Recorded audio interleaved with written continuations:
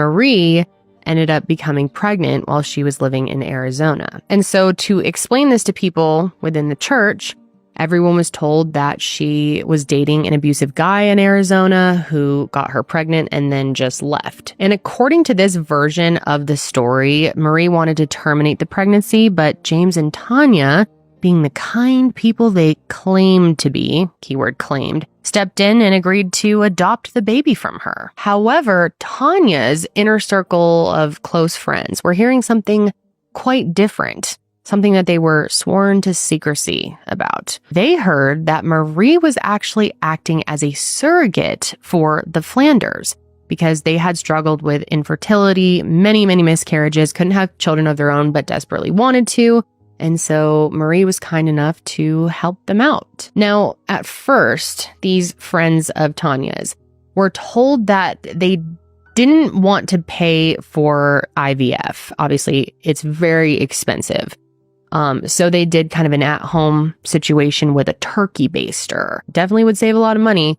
But anyway, it doesn't really matter because it turns out that that wasn't true. Because eventually, this group of friends were told that they actually did things the old-fashioned way, if you know what I mean, which Tanya said she was completely okay with. And all seemed well until 3 months after the baby was born. That's when everything changed. Baby Grace was born. And October 19th, 2011, a group text was sent out to a handful of people in Marie's life explaining that there was something she'd always wanted to do, and that she was finally going to get to do it. And the text reads, "Yesterday, I left Fort Walton Beach. There is something I have been waiting to do for a very long time, and there will be no better time than now to do it. I didn't tell any of you what I've been planning or that I was about to leave because you probably would have tried to talk me out of it.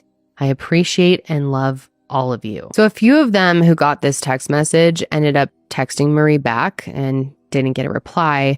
However, Kay reached out to her specifically asking about her newest baby, Grace, who, had very recently been born.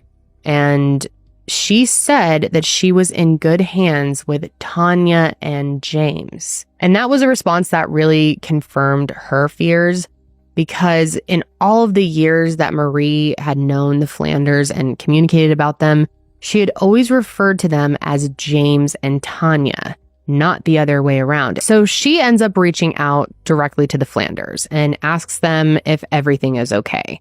And their response definitely did not reassure her, because they told her that Marie had actually left 2 days earlier. Even her ex-husband, Jeff, was super uneasy. So Jeff decided to report her missing, and that was the right call. So on October 24th, Jeff reported Marie missing to the Okaloosa County Sheriff's Office, and they opened a missing persons case right away. So they got to work right away. And one of the first things they learned was about Marie's interesting relationship with the Flanders. According to James, discussions were had amongst the three of them that, for one reason or another, resulted in Marie agreeing to be the surrogate for his and Tanya's child. He explains that while Marie was living with his family in Arizona, he and Tanya paid Marie a visit, and this is where it all goes down. They only had once, and that one and only time, Marie did end up getting pregnant. And again, this is just according to him. So once they find out she's pregnant, they move her back to Florida to live with them. But then James started to get into how Marie's behavior began to change after the baby was born. He specifically said that she noticed she was spiraling into a depressive state and that she was no longer taking her medication. In fact, he told detectives that he was so worried that he ended up staying home from work on October 17th to keep an eye on her. And keep in mind, October 17th is just 2 days before that text message from Marie was sent out to her closest friends and family. And according to what he tells detectives, Marie had woken up that day in a bit of a mood, and for whatever reason, he was concerned that she may leave and try to take the baby with her. He said that something about her just seemed off, and that at some point later in the day, she got tired and went to her room to take a nap. And during that time, Tanya left with the baby to go shopping in Destin so that Marie could rest. James then told detectives that he waited around the house until Marie woke up And when she did, he had a brief conversation with her and then decided to go on a run. But when he came back, Marie was gone. There was no sign of her or her white Mazda truck. And on the 19th, 2 days later, they get that text from her that, a bunch of other people received as well. And they said they then waited a couple more days until the 21st and then decided to go out driving and look for her themselves. And while they didn't necessarily find Marie, they did say that they found her truck, which was parked in long-term parking at the nearby airport. Now, the next thing he tells detectives is, to me, very bizarre, especially with this being probably the least of concerns in my opinion, but they decided to drive her truck back home because they didn't want her to have to pay more for the car being parked there longer. And they even gave the detectives the receipt from the parking lot, which ended up having some critical information for them because it confirmed that James had taken the truck out of the parking lot on the 21st, just like he said he did, but it also showed that the truck went into the parking lot on the 18th, which is strange considering they had last seen her on the 17th. So where was she, supposedly, in the time from her leaving the house to when she parks the car at the airport? Well, they didn't figure this out for a while, but what they did know is that she didn't get on a flight because there was no record of her buying a ticket, which meant one of two things: that she either left the car in the parking lot herself as some sort of distraction to throw people off, or someone else did for the same reason. So obviously the next step here is to check the security cameras in the parking lot to see if they could find out who was driving the car. But you guys, how many times do I have to say this? The cameras weren't working. And so it was back to square one. Where is Marie? How did her car end up in the parking lot? And is she okay? So they tried bringing the Flanders in again for another conversation to try and clear up some of these things, but this time only Tanya ended up going. But then she dropped a bombshell that detectives had not heard yet and that no one else seemed to know. And that was that Marie was not just their surrogate. She was their sister wife, or Tanya's sister wife.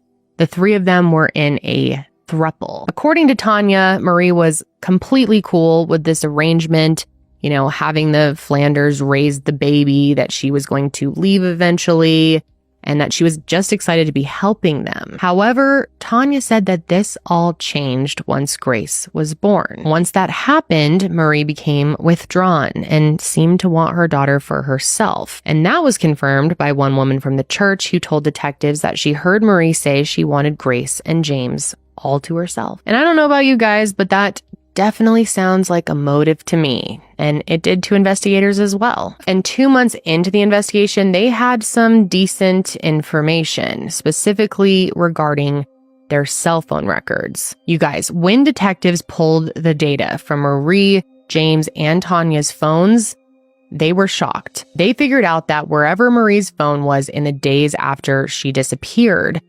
James's phone was pinging off of the same cell phone towers, meaning their phones were together after he said he was no longer in contact with Marie. I mean, riddle me that. So they end up contacting the Flanders and wanted to question them about this new information, and they fled. And I don't think I need to explain why that's suspicious, but it actually gets worse. According to a man named Jason Anderson, who was the youth pastor at their church, there was some important information that he thought detectives needed to know. Just a few days after the Flanders fled, Jason comes into the station and tells a pretty shocking story. According to him, James had talked to another member of the church and asked him for help leaving the country. Big red flag. And he wouldn't say exactly why he needed to leave. All he said is that it was bad. However, not all hope was lost, because in April of 2012, a huge tip came in that changed everything. This was an anonymous tip, and it came in through Crime Stoppers, and it really confirmed everything that pretty much everyone believed at this point. And that was that James had killed Marie. This tip also revealed that he buried her body in the backyard, which gave detectives probable cause to conduct a thorough search. Cadaver dogs and ground-penetrating radar were brought in, but despite hours of searching, nothing was found. Ultimately, because she wasn't found, the case was stalled. So they waited and waited and waited, and about 3 years later, there was renewed hope in the case because forensic technology had improved quite a bit in that time. And this time it allowed detectives to re-examine Marie's laptop, and boy, did it reveal a lot. On her computer, it turned out that there were hundreds of sexual and pornographic texts between her and James. And of course, it all stopped the day that she disappeared, the 17th. But obviously, these texts confirmed something else as well, and that's that Marie and James had much more of a relationship than just having one time purely to get her pregnant. And sure, they already knew that they were a throuple, but the nature of James and Marie's relationship specifically had always been downplayed, and now it certainly could not be ignored. By this point, the detectives felt like there was definitely enough circumstantial evidence in this case to ask a judge for an arrest warrant. And so, May 5th, 2015, James Flanders was arrested and charged with second-degree murder. But there's a bit of a catch. I mean, prosecutors could have absolutely just rolled the dice and taken this to trial, hope for the best with the circumstantial evidence they had, but they knew they would be much more solid if they had a body. So in the end, her family ends up agreeing that offering James a plea deal in exchange for the location of Marie's body and the story of what happened to her would be their best option. And obviously it wasn't what they wanted because it meant that James would have a reduced sentence, but it also meant bringing Marie home, and that closure was worth the sacrifice to them. And so in April of 2016, James accepted the plea, and he pled guilty to manslaughter, which only had a maximum sentence of 15 years, which is obviously not enough. And then they found out that Marie Carlson was in his backyard the entire time. James told investigators that on the 17th of October, Marie basically erupted on him after he told her that she needed to be hospitalized for her depression. He said that she basically began attacking him, so to try to stop her, he gave her a bear hug. And when he gave her this big bear hug, he claimed that the two of them fell to the ground really hard, and at that point, he realized Marie was no longer breathing. But rather than call 911 like any sane person would do, especially if this was an innocent accident of a bear hug, he wrapped her body in a blanket and buried her in his backyard.